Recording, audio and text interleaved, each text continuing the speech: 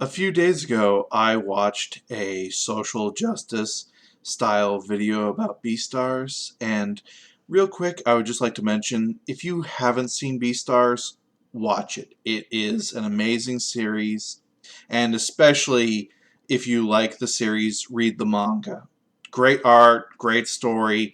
It goes into more details than the anime does, and because of the new seasonal nature of anime, it is way ahead of the anime and probably will be for the next several years. I strongly recommend it. It is great. Now, back to the topic at hand. The video was, as you would expect, your typical social justice gobbledygook, looking at and explaining how everything in Beastars fits into the social justice ideology. And I'm going to give you a quick description here.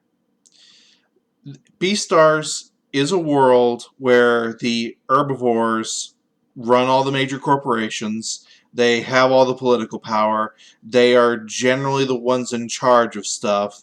The carnivores are usually looked at as the big hulking brutes that could snap at a moment's notice and kill all the poor defenseless herbivores in a second. If you know anything about the typical social justice ideology and philosophy, I use that word in heavy quotations, then it's very obvious to see that what they would interpret or what they would define is that the herbivores are the white people who have all the social and structural power, and the carnivores are black, Hispanic, insert minority here, that are being oppressed by the powerful white people. You'd be wrong. This video said that the main character, Legoshi, has white privilege.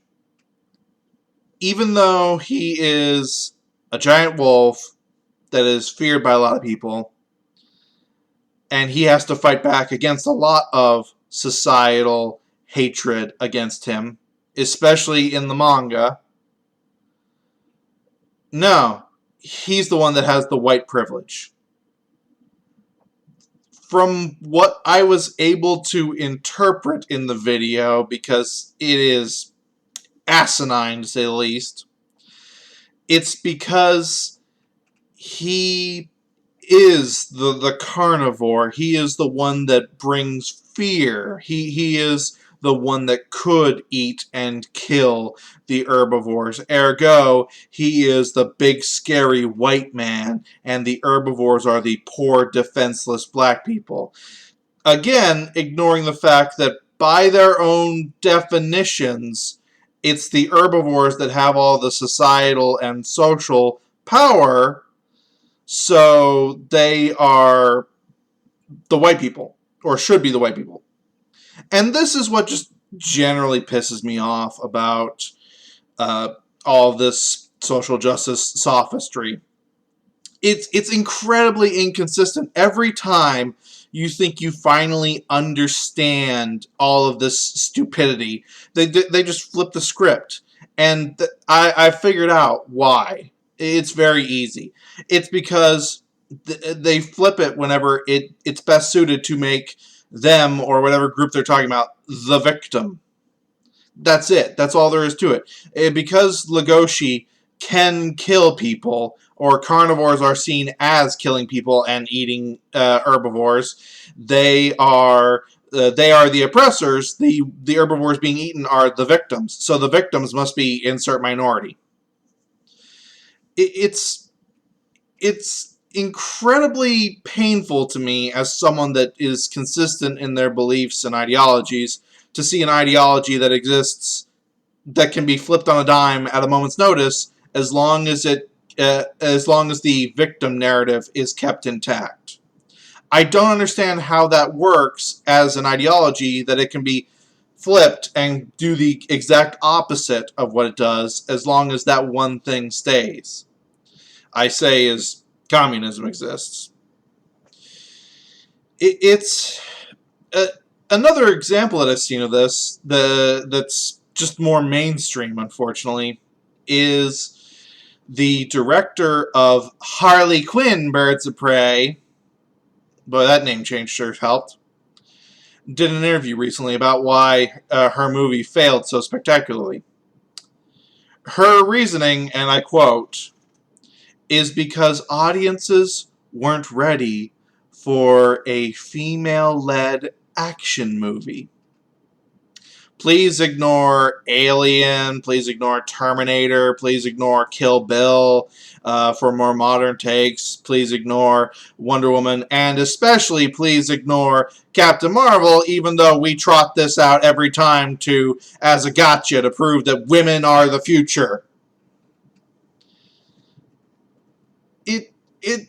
It hurts my head that they will jump through any hoops and ignore even their own shit that they've said themselves if they can become the victim.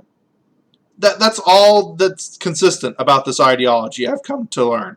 That everything else be damned, I am a victim. That's it. And it's fucking infuriating. I don't know how you survive with this mentality. How people can survive always thinking they are the victim of everything and twisting reality around them to become the perpetual victim. You'd think that you would just be a complete and total shut-in and wouldn't want to even exist in the outside world. Hey, COVID, very timely. And there goes my search rankings. How do you live with that? I really want to know. How do you exist at every waking moment thinking that someone is out to get you like that? That's called paranoia, and there's usually psychiatric help for that. And yet these people are the ones that are usually in charge of stuff or have the political power or the societal say, because what they say is deemed correct. But again, victim complex. They're always the underdog, or they're always under attack, or shit like that. I just get so annoyed with all of this and seeing how they can twist everything to make themselves the victim or the oppressed one in it, when it completely and totally ignores everything that they've said to that point.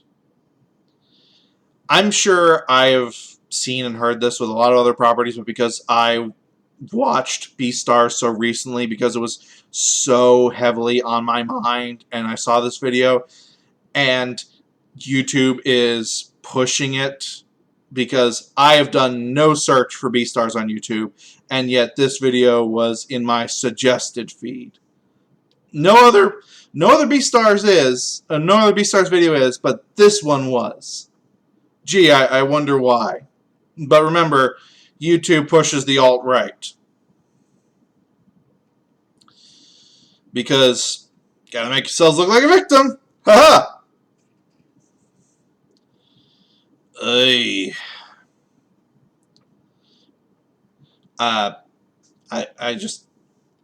laugh.